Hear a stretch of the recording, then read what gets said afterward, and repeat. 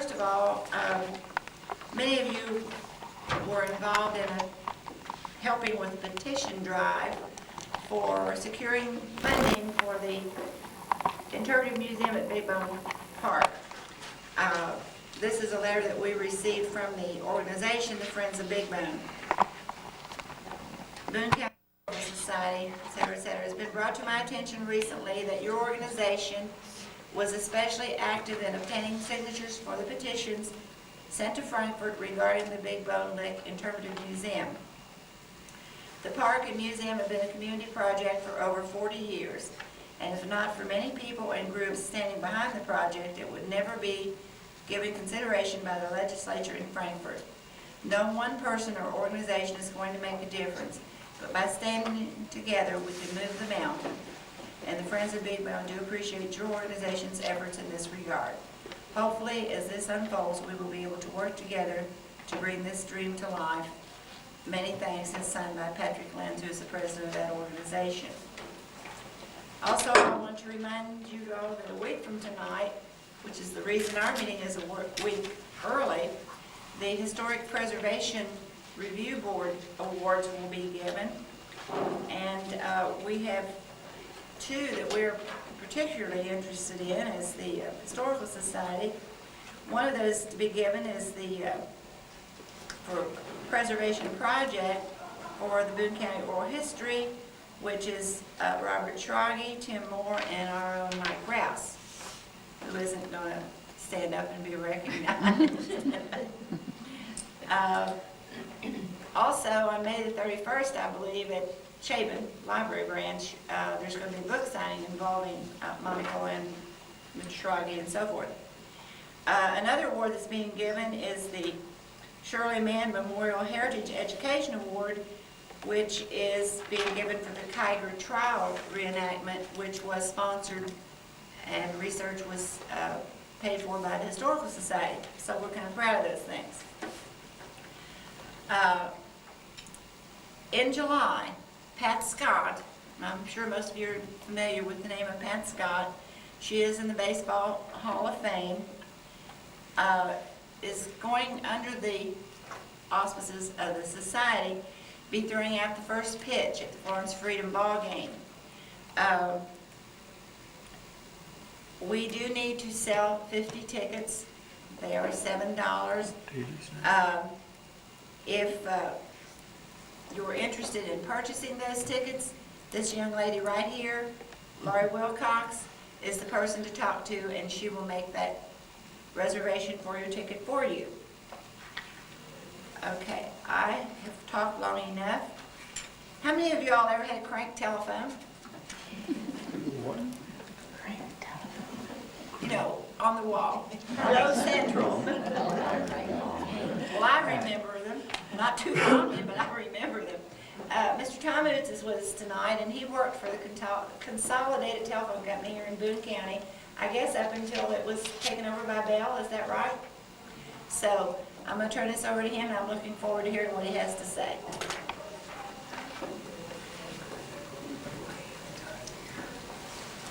Everybody that held up their hand, you dated yourself.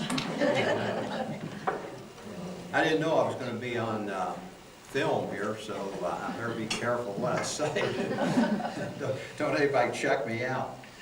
When I started working on this, I went down to my archives, and I found all kinds of gems down there. And a couple hours later, Bernice came down, and she said, "What are you doing?" And I'm reading old Boone County recorders, and I found old newspaper clippings and old Chamber of Commerce bulletin. I was having a great time. But I found that on March the 10th in 1876 in Boston, Alexander Graham Bell spoke to his assistant over a wire. This was the beginning of the telephone. And only 10 years later, in September of 1886, telephone service came to Boone County, when a submarine cable was strung from Lawrenceburg, Indiana to Petersburg, and a pay station was operated in Petersburg. This was the first submarine cable in the Midwest. In 1888, the line was extended from Erlanger to Walden. And in 1893, long-distance service from Cincinnati to New York City was started when the mayor of the two cities spoke to each other. But also in 1893, the basic Bell patents expired. And this opened the way for telephone companies to start. In the period 1894 to 1897, about 6,000 independent or non-Bell telephone companies were started in the United States. The Bells concentrated in the larger cities, and the independent companies were in the towns and in the rural communities. And these were essentially hometown enterprises started by local merchants, doctors, lawyers, and so forth. And in a moment you'll see that that was true here in Boone County. It's been said that the arrival of the independents at this point in the telephone industry saved the industry from government ownership, which was what they had in most of the rest of the world. In 1901, a copper circuit was run from Cincinnati to Florence, and then a line was extended on to Burlington and Petersburg. As the telephones moved into the rural area, it may not have been a complete exchange, but just a mutually owned farmer's line that was good enough for local communication.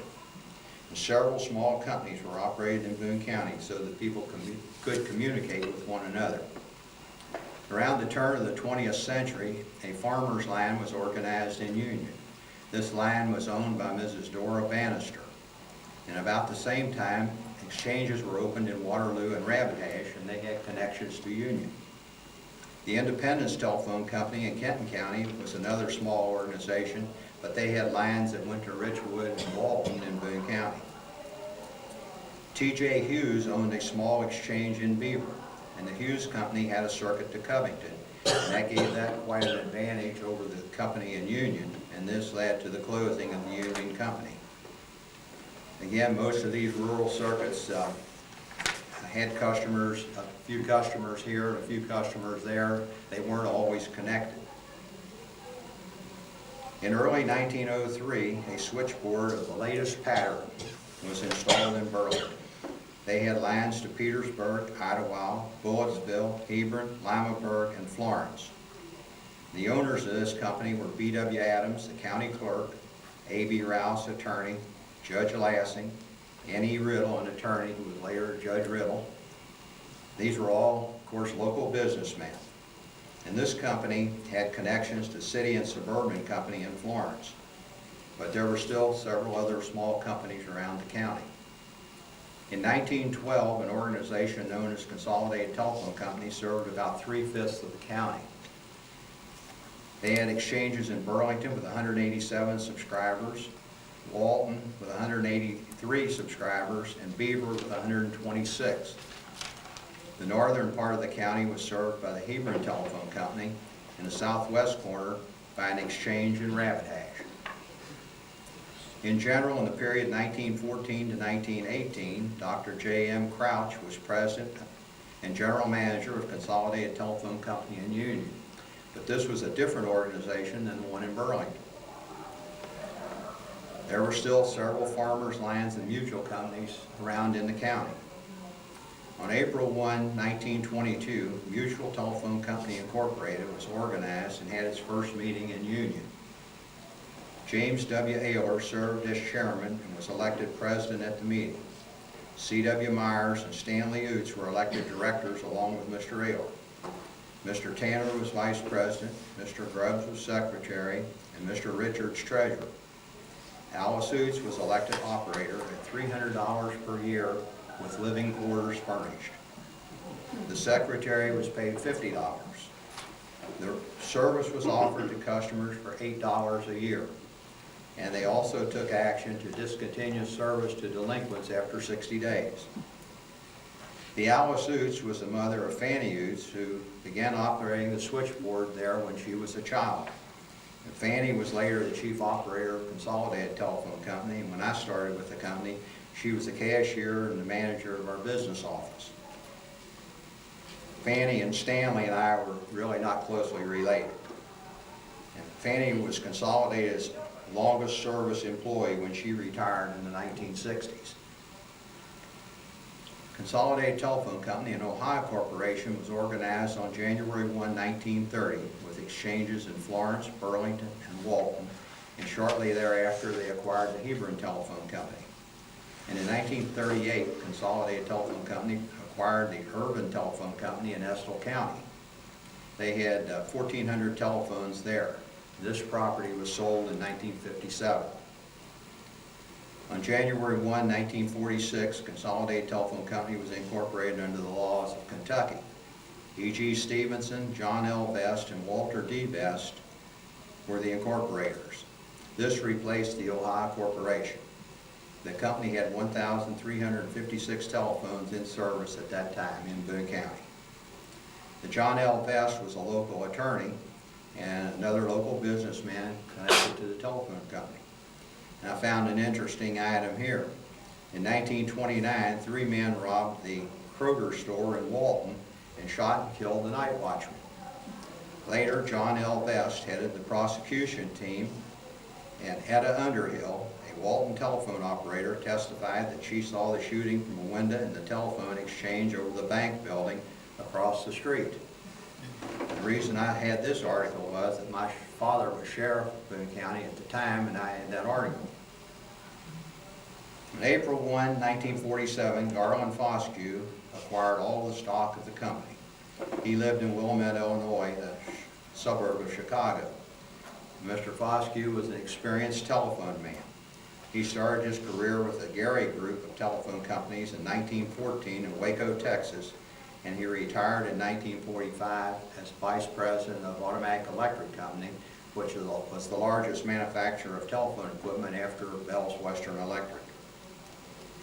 Mr. Foscue later told Bob Ellis of the Enquirer, "Boone County has a wonderful future, but after I purchased the company, we discovered about the only real tangible asset was the franchise." During World War II, it was almost impossible to get telephone equipment for maintenance. So in addition to a backlog of maintenance, the growth in Boone County was just starting. In January 1949, Mr. Foscue's son, G.B. Foscue Jr., became Consolidated's vice president and general manager. Bud, as everybody knew him, was a graduate of Lehigh University and started his telephone career in 1935 in Texas and worked mostly in telephone companies in the Midwest. In 1949, there were 1,808 stations in Boone County, with exchanges in Florence, Burlington, Hebron, and Walton. There were 258 dial phones in Hebron, and all the others were the magneto crank type that some of you had, and most were on party lines. Bill McAvoy was the company attorney and a director of the company, and Bill was a friend of mine. And I was in the Navy in World War II. I graduated from college the year before, was working for an accounting firm in Cincinnati. And Bill and I were talking, and he sold me on the idea that this was a great opportunity with a growing company. So I started to work with Consolidated on the 1st of July 1949 as an accountant and learned the telephone business. At that time, we had a 3-position switchboard in Florence on the 2nd floor of the Myers building, the building down the corner of Shelby Street and Main Street. The general offices were also on the 2nd floor, and the business office was on the 1st floor. That's where maybe you all remember Jim Peck had a barbershop in there after we left. The Walton switchboard was still on the 2nd floor over the Dixie State Bank building. The Burlington switchboard was in an old white frame building on the left as you entered Burlington. Our garage and storeroom was in a building at the corner of Dixie Highway and Goodrich Drive in Florence. And later that was a Chevrolet dealer, and I think a drugstore now. The pole yard was on Mrs. Goodrich's property down on Yall Street. And the Hebron Dial building was in the middle of town. And then around 1950, we moved the garage from the building down by Goodrich Drive into the Myers building there with the rest of the Florence telephone equipment. And also around 1950, we bought the 4-position switchboard that Cincinnati Bell had taken out of their Independence office when they died. And that was installed in Florence, and at that time we began planning for dial service for Florence. About that time, we had a hearing at the Public Service Commission in Frankfort. And Bud always went to the hearings, and that morning we had the hearing, he got sick, and he said, "You go." So I knew where Frankfurt was, but that was about it. So I found the Public Service Commission on the top floor of the old State Capitol building, and when our time for hearing came, they swore me in. I got up there and the chairman said, "Commence." I had no idea what he meant. I was supposed to state my name, my title, my qualifications, why I was there, and they led me through the meeting, and I survived. And that's learning the telephone business. In 1953, we moved the offices and garage to a new building on Girard Street and began installing dial equipment. Back then, much of the dial equipment had to be hand-wired, and it took many months to install a central office. The new Florence dial office went into service in October 1954. The prefix was Atlantic 3. And at the same time that office went in, a new dial office was put in Union, and that picked up the Florence customers who lived in that area. And at this time, we were able to eliminate many or possibly most of the party lines. Financing for a growing company was a real problem. Local banks couldn't finance us, so we always had to go to out-of-town banks for financing. In 1955, Consolidated sold 10,000 shares of stock, and many local people at that time became stockholders of Consolidated Telephone Company. But the company sold stock, issued bonds, used retained earnings, but we could seem to never catch up. About that time, the Rural Electrification Administration, or REA, was loaning money to rural telephone companies. So in 1957, the company began the process of getting an REA loan for rural Boone County. The 1950 census figures were used, and the population of Boone County was 13,015. I have a picture of Bill Fitzgerald, the mayor of Florence, in February 1957, crossing out the Florence population sign that said 1,320. He wrote 5,000 over it. We got the REA loan of $2,161,000, and that was to improve service for 3,500 existing customers and provide service for 3,500 new customers. And there was a maximum loan limit of $10 million. So construction really started after the approval of the REA loan. In 1958, direct distance dialing, or DDD, was introduced in Florence. And the first call was dialed from a meeting of the Florence Rotary Club to Honolulu. Joe Claxon was the president of the Rotary Club at that time. Also in 1958, new equipment was installed, and dial equipment was installed in Hebron for 750 customers in a new brick building.